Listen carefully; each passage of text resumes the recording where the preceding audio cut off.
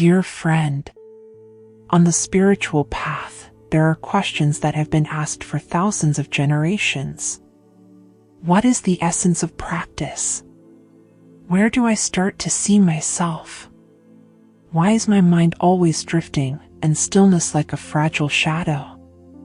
This is a common concern of all practitioners, from those who meditate on their first mornings, to masters who have spent a lifetime practicing. When I read and lived the teachings of Nisargadatta Maharaj, and then contemplate deeply in the Buddha's Vipassana, I realize an interesting thing. Although the languages are different, although the philosophical systems are different, both speak the same truth. Maharaj said, "Be with the I am.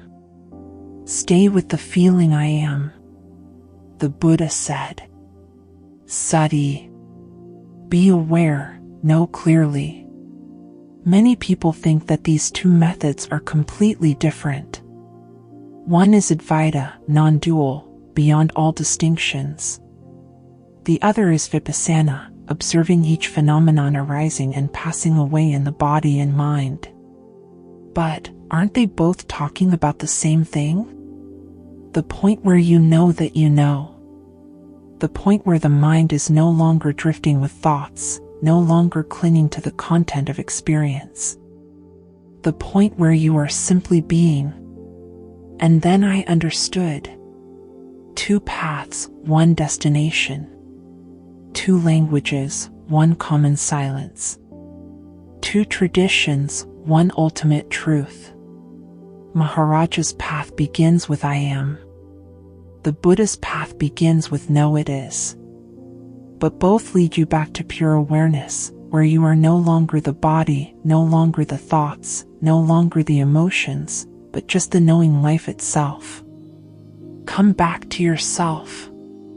Clearing the concept, I am and mindfulness. 1. I am, the essence of Nisargadatta Maharaj. When Maharaj says I am, he is not talking about the psychological I, not about your personality, your past, or your name. I am in Advaita Vedanta is the experience of pure presence before all thoughts, before all designations, before all stories you tell about yourself. When you close your eyes and feel very clearly the truth. I am present. Nothing more. Know who I am, know what I should do, know how I was. There is only I am. Maharaj teaches that this is the gateway to self-nature. He says, the feeling I am is the seed of the entire universe. Stay with it. You don't have to fight with thoughts. You just need to return to a very soft, very primal feeling. The knowing that you are alive. When you stay there, your mind begins to clear. When you stay there, you see the nature of everything. I am is not the final goal, but it is the entrance. Just as the Buddha called mindfulness of body, feelings, mind, and phenomena the entrance, Maharaj called I am the decisive support to break the illusion of self. 2. Mindfulness Vipassana, the essence of the Buddha. Mindfulness, sati, is not just concentration. It is the wisdom to know clearly what is happening, without judging, without identifying. Do you hurt? You know that you hurt. Are you sad? You know that emotions are arising and passing away. Are you thinking? You know that the mind is active. The magic is this. You are not the pain, you are not the sadness, you are not the thoughts. You are the one who knows them. Vipassana takes you into the direct realization of the three characteristics: impermanence, suffering, non-self. You do not learn non-self through theory. You do not learn anicca through books. You see it in every breath, every itch, every movement of the mind. And like Advaita, Vipassana does not ask you to believe anything. You just observe. 3. The intersection of the two paths. When you observe as it is in Vipassana, what is at work? Knowing. When you abide in Maharaj's I am, what is shining? Knowing. Both lead you to the same experience. Returning to the pure observer. No more ego. There is no more distinction. There is only the living presence that knows everything. And it is here that the two paths become one. Surface differences between the two paths. Dear friend, let me explain very slowly, very deeply, so that you can see the essence of the matter clearly. 1. Difference in approach, direct pointing versus observation. Nisargadatta Maharaj, going straight to the knower. When Maharaj says, "Stay with the I am," he does not ask you to follow the breath, does not ask you to contemplate each sensation, does not ask you to observe the body-mind moment by moment. He goes straight to the subject, to the one who is doing all these things, to the one who is feeling, the one who is knowing. This is called direct pointing, like an arrow shot straight to the center. You do not follow the stream, you look at the source of the stream. You do not look at the body and mind, you look at the one who is knowing the body and mind. You do not analyze, do not divide the phenomenon, you return to your original knowing. Advaita is a path without steps, without techniques, without cycles. There is only one turn, from object to subject.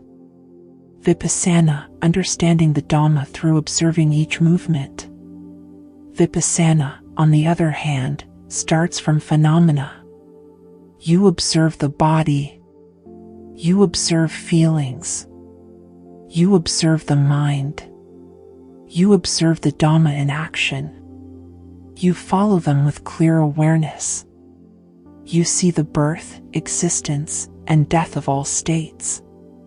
You gradually see the nature of impermanence, suffering, no self.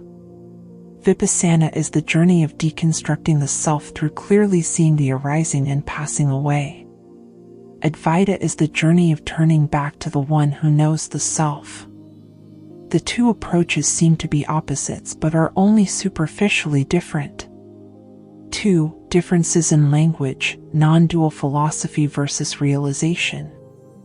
Maharaj uses non-dualistic language.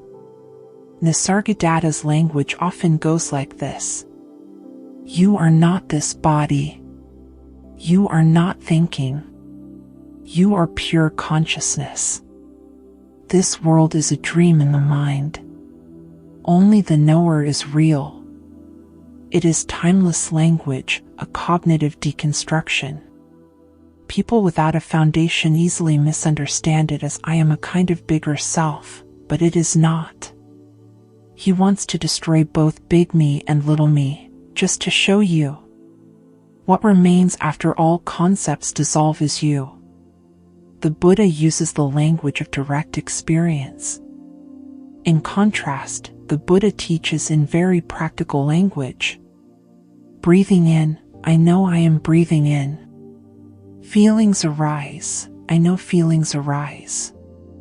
The mind moves, I know the mind moves. Form, feeling, perception, mental formations, consciousness are all impermanent.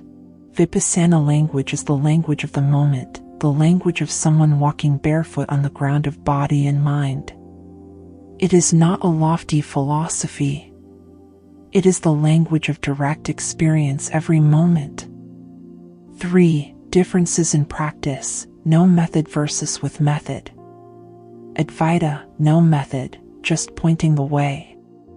Maharaj does not give techniques. He just says, do not leave the feeling of being. All you have to do is return to I am, no corrections, no refinements, no creation of any state. This is a methodless method. Vipassana, a clear path. Vipassana has method, object of meditation, process, Foundation. Gradual depth. You start with awareness of the breath, then body, feelings, mind, mental objects. You go through each level, each layer, each movement. Vipassana has structure, Advaita does not. But remember, one observes the phenomenon, the other returns to the subject, but both meet in knowingness. The difference is only superficial, not essential. Similarities at the deep level. 1. Both take you back to your knowing self. When you dwell in I am, what shines? Your knowing nature. When you observe body, feelings, mind, phenomena, what shines? Your knowing nature. Advaita calls it pure awareness. Buddha calls it Papasarasiddha, radiant mind. Different names, same experience. Both lead you back to your own unmoving center, where all phenomena are just like clouds floating in the sky. 2. Both go beyond body, mind, 5 aggregates. Advaita says, you are not the body. You are not the mind. Vipassana says, this body is impermanent. This mind is impermanent. None of the 5 aggregates is I. Many people think that Advaita makes a stronger statement. But no, both lead to the same insight. Body and mind are just known phenomena, not the knower. When you understand this directly, not through thinking, a strange freedom arises. You feel as light as air. You are no longer offended by words, no longer tied by emotions, no longer suffocated by psychological stories. You have stepped out of the prison of the ego. 3. Both are a journey of dissolution of I. This is the deepest similarity. In Advaita, I am is eventually dissolved. At first you have to stay in I am, but when I am becomes transparent, you realize I am is also just a known phenomenon. It is also impermanent. It is also not you. Then the I am falls away, and only formless awareness remains. In Vipassana, no self appears when the observer disappears. At first there is I am observing. But when the observation becomes pure, you no longer feel that anyone is observing. Only the Dhamma operates. Only the knowing. The observer dissolves. This is the no-self in Buddhism. The wonderful similarity. In Advaita, the I dissolves into awareness. In Vipassana, the observer dissolves into mindfulness, tranquility, wisdom. Both lead to no more self to be liberated. This is ultimate freedom. 4. Both are based on pure observation. Here is where the beautiful meeting point comes together. No judgment. No interference. No control. No chasing after states. No clinging to emotions. No fixing any experience. Just being here, knowing as it is. Advaita calls. Be the witness. Vipassana calls. Just observe. They are so similar that they seem to be written by the same hand. I am as mindfulness at the miracle level. Dear friend, I am is the pure essence of mindfulness. 1. I am is the moment of realizing the bright presence. When you stop your mind for 3 seconds, you ask, am I present? At that moment, before the mind can answer, you feel a layer of fundamental vibration. It is not a thought. It is not an emotion. It is a very gentle knowing. Knowing I am here. Knowing I am present. Knowing I am present. knowing that there is a life breathing within me. That knowing I am present as I am. In Buddhism, that moment is called Satipana, immediate awareness. Yatthadasana, knowing as it is. People who are not yet deeply learned think these two things are different. But when you touch the essence, you will understand. I am equals knowing presence equals pure knowing nature equals original mindfulness. 2. I am has no object. Pure mindfulness is also objectless. There are two types of mindfulness. 1. Mindfulness with an object. For example, knowing the breath, knowing the steps, knowing the feelings, knowing the mental formations, knowing the arising and passing of emotions. This is mindfulness for beginners, helping the mind stop, helping wisdom arise. 2. Mindfulness without an object. This is the highest level, often misunderstood.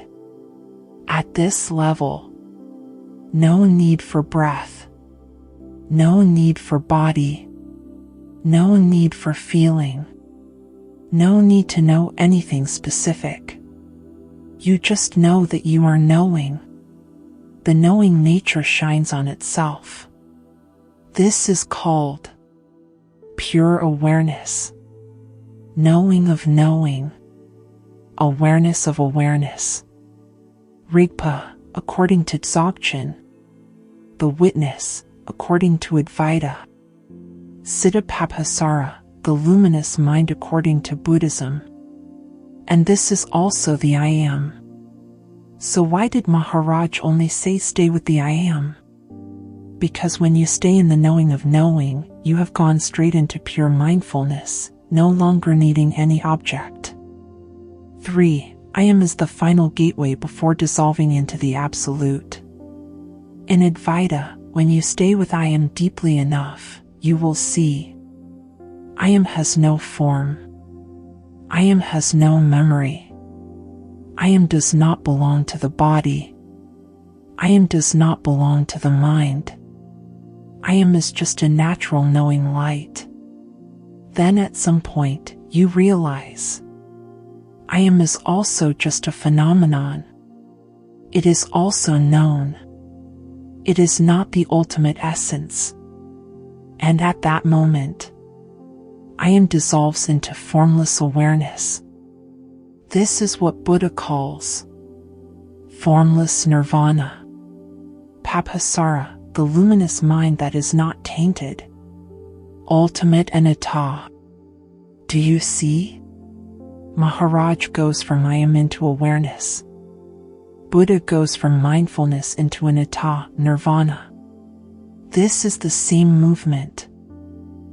4. At the sublime level, mindfulness is not observing, it is being. Ordinary mindfulness means observing the object. But ultimate mindfulness is no longer observing anything. It is just presence. Presence. Knowing. Pure, undivided. At this level, the distinction between Advaita and Vipassana disappears completely. I am is full presence. Ultimate mindfulness is also full presence. One name, two expressions, one essence. 5. I am is where all suffering stops. When you abide in I am, you are no longer emotions, thoughts, past stories, future worries, self-judgments, fear of the ego. You are left with pure knowing. Similarly, in Vipassana, when you abide in pure mindfulness, suffering has no person to cling to. It arises and vanishes like a cloud. Thus, abiding in I am is entering the mind of non-attachment, which is the deepest level of mindfulness. At the end, the two paths converge into one. The wonder is, Advaita goes from I am beyond I am absolute. Vipassana goes from the observer impermanence egolessness. But when they reach the deepest level, they meet at one point. There is no one to enlighten. There is no one to liberate. There is only awareness. There is only pure truth. That which is beyond knowledge. It can only be tasted through silence, through a constant return to yourself.